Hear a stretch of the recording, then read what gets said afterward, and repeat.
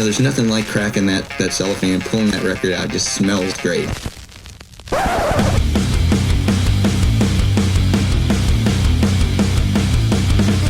Welcome to BODS Mayhem Hour. Non-stop hardcore energy. I love the show, guys. You're awesome. Unlike any other. With your host, John the Bod, a.k.a.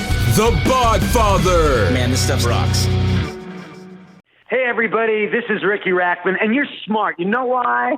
Because you're listening to BODS Mayhem Hour. The views and opinions of the guests do not necessarily reflect the views and opinions of BODS Mayhem Radio Network, its staff, affiliates, or sponsors. Parental discretion is advised. Welcome to BODS Mayhem Radio Network. Hey everybody, welcome to BODS Mayhem Hour. I'm your host, John the Bod, a.k.a. the Bod Father, and as always, I bring you guys and gals awesome interviews.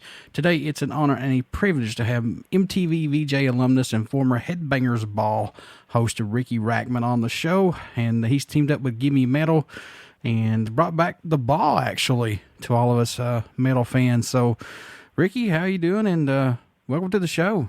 Well, thank you very much. It's funny because, that's what everybody says. I brought back the ball, but I didn't bring back the Headbangers Ball. I'm giving my show the ball, which is new, but yet everybody, including myself, says bring back the ball, even though this show is different than the Headbangers Ball. How excited are you about this, man, to bring your version of this to life? You know what's so exciting about it is not only the response that everybody's given me for the show, but the great thing about being on the GIMME METAL app is that we're worldwide. And because whenever the show is on, there's a live chat, and I'm always in the live chat, and to see people, and when I say, of all ages, I'm telling the truth. We see kids that are, 9. I had a 9-year-old that was asking about bands, and I thought that was so cool. And then we have people that are in their 50s, and everybody's into it. Everybody's into the heavy music. And, one of the people asked, why would you go on an app and not be on YouTube? Because we are used to fast forwarding through things if it's something we don't know. Well, you can't on this show. So what happens is you stay watching to see what the next one is, and you find yourself getting into new bands that you might not have been into before. And I really enjoy that part of the show. When this lockdown happened, was this a goal for you to bring back your version of the ball, or did this just sort of just happen out of nowhere? I've kind of always wanted to do it, but during lockdown, you have to start thinking of other things to do. If you're smart, you can't just sit and wait for stuff. And I'm like, okay, well, I'm here now.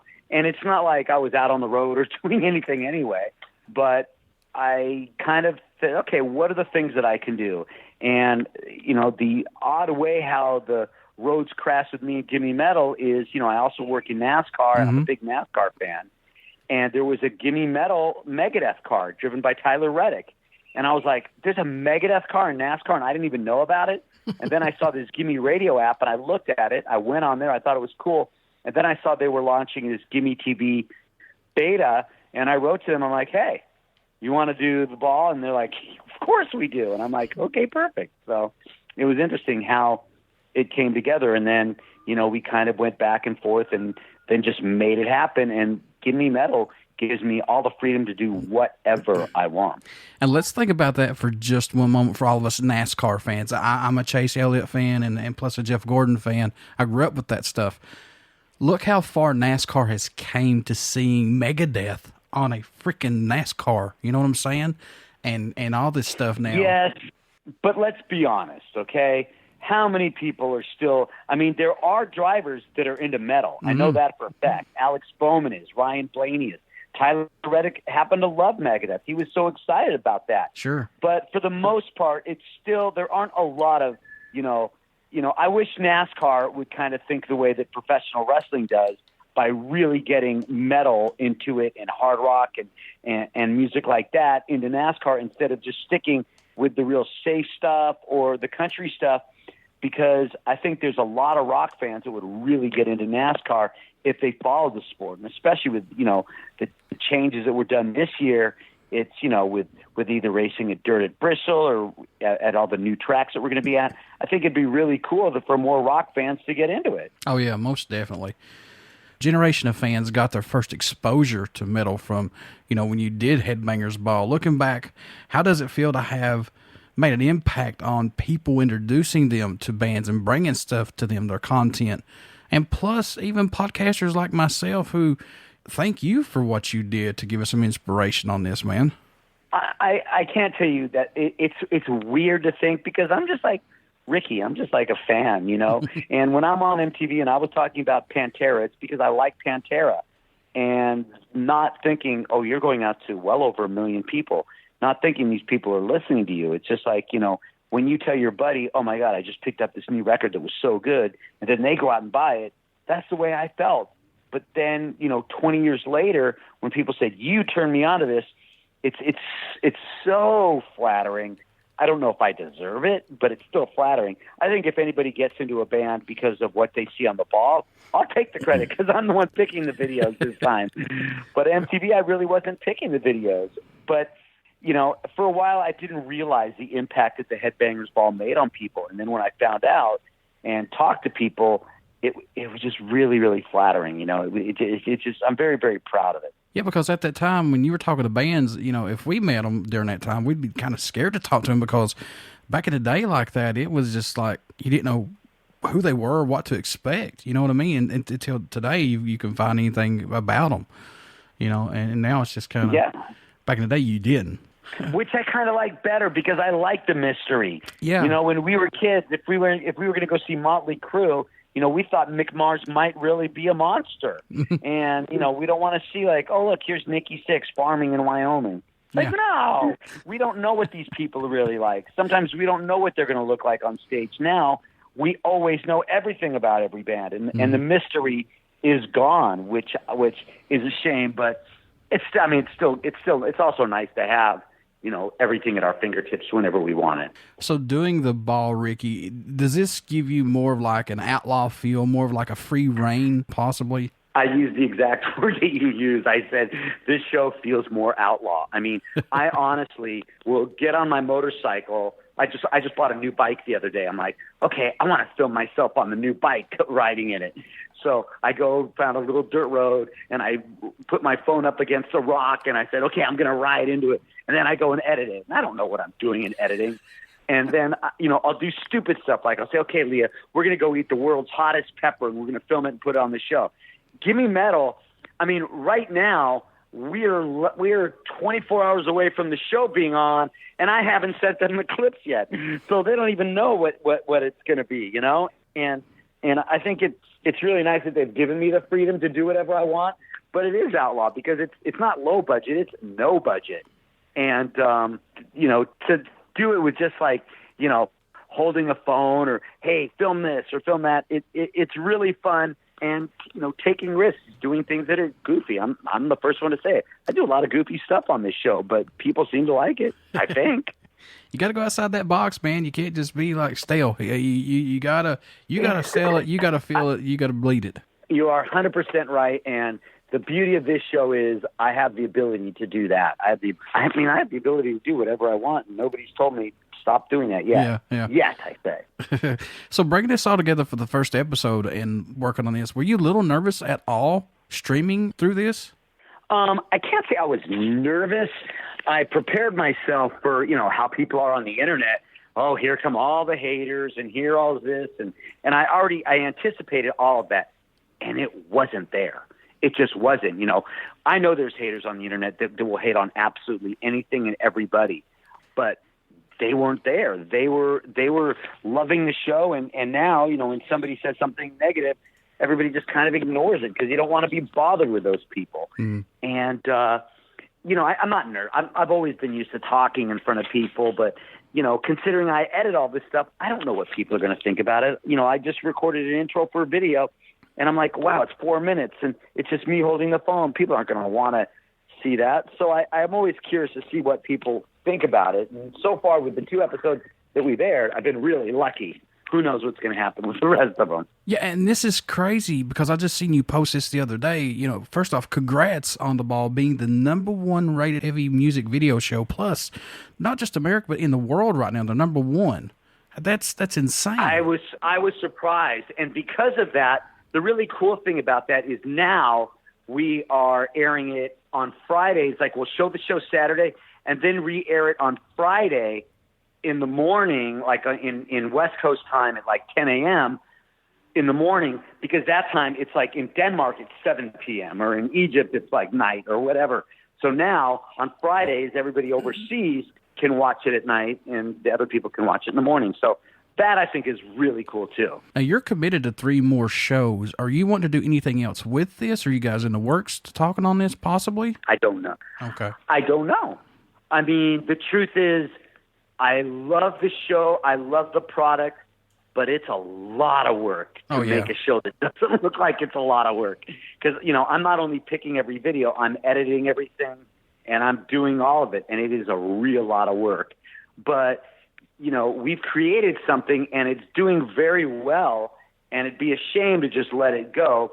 But I can't say yet what's going to happen just because we haven't really had the discussions. You know, GIMME Metal does the show. It airs for free. They're not charging anything for it, and that's something that I asked them to do.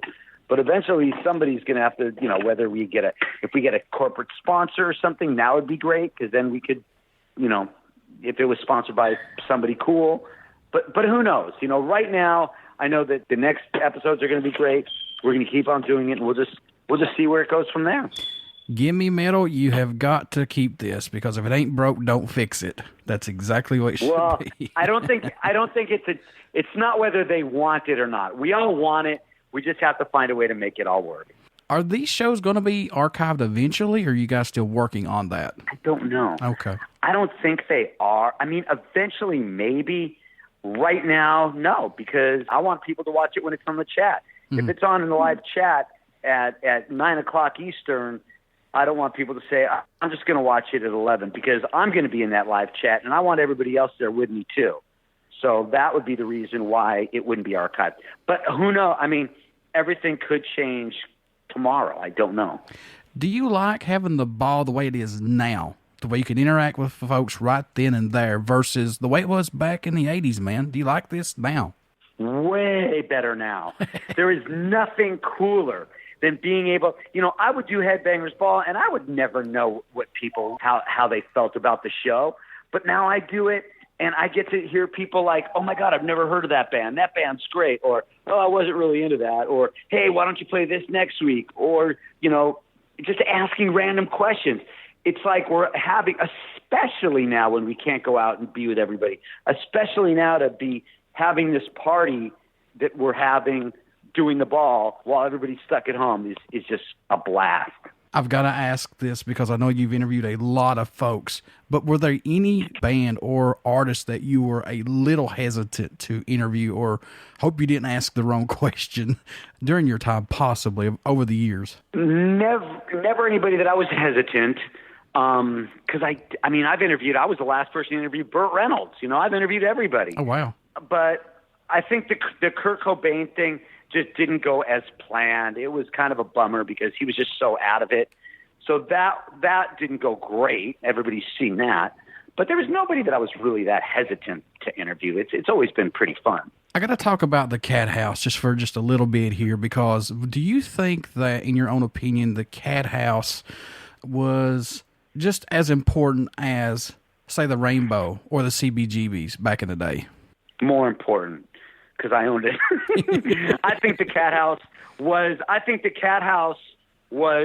the LA rock scene's Studio 54 to disco. Sure. You know, because not only was, you know, Guns N' Roses our house band and everybody played there, and I mean everybody from Alice Cooper to Pearl Jam to Motorhead to everybody, but it was also so much crazy stuff happened, you know, when the bands weren't playing. I mean, I saw, just a quick plug, I sell Cat House shirts on cathousehollywood.com, and we still sell the old shirts worldwide. I mean, we have 2 offices now just to sell out T-shirts of a club that's been closed for 20 years. So it and that's the reason, you know, I never sold it to another company or put it in Hot Topic or opened up a brand. It's always stayed, like you said the word before, outlaw. And I think it was very important because it gave everybody in that LA scene a home. Yeah, for sure. And Guns N' Roses was the first one to do a live show. There was an acoustic set, and it was a 700 person capacity club. And then the night before, they played 150,000 people at the Los Angeles Coliseum. It was ridiculous. Guns N' Roses would play there unannounced. Alice Cooper played there on a Halloween. Yeah. Alice in Chains with Pearl Jam opening. Black Crowes, but Megadeth, Suicidal Tendencies, Body Count, the list just goes on. Anything coming up for Riki's ride, possibly? This is the first year that I'm not doing a ride, because as much as I love doing these motorcycle rides and raising a lot of money, you know, when I went and I raised $32,000 for Stop Soldier Suicide, I gave them a check for $32,000, which is what I raised. But what people don't know is it cost me so much money. Like, to raise a lot of money, it costs me money. And this is the year that I'm going to work on other projects. But, I mean, to say that I might not go ride from New York to Los Angeles, I still might do it and post it. But there's not going to be a big ride because it just costs way too much money.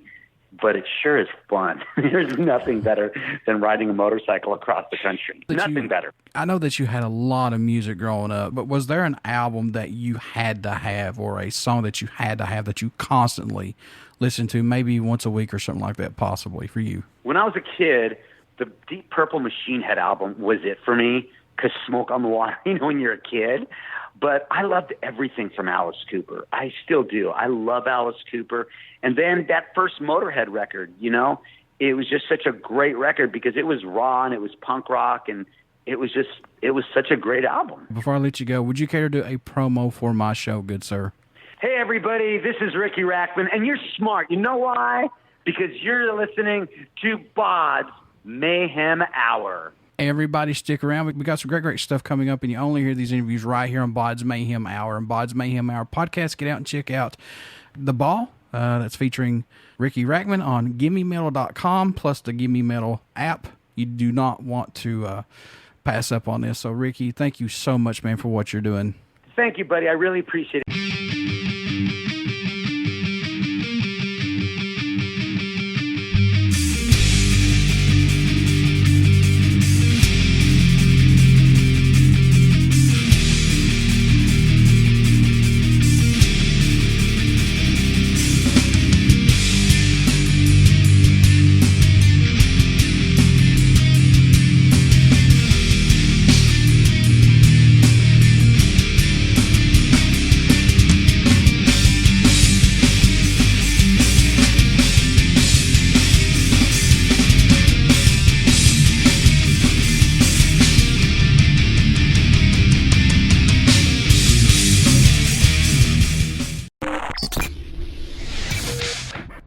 You're listening to BODS Mayhem Hour.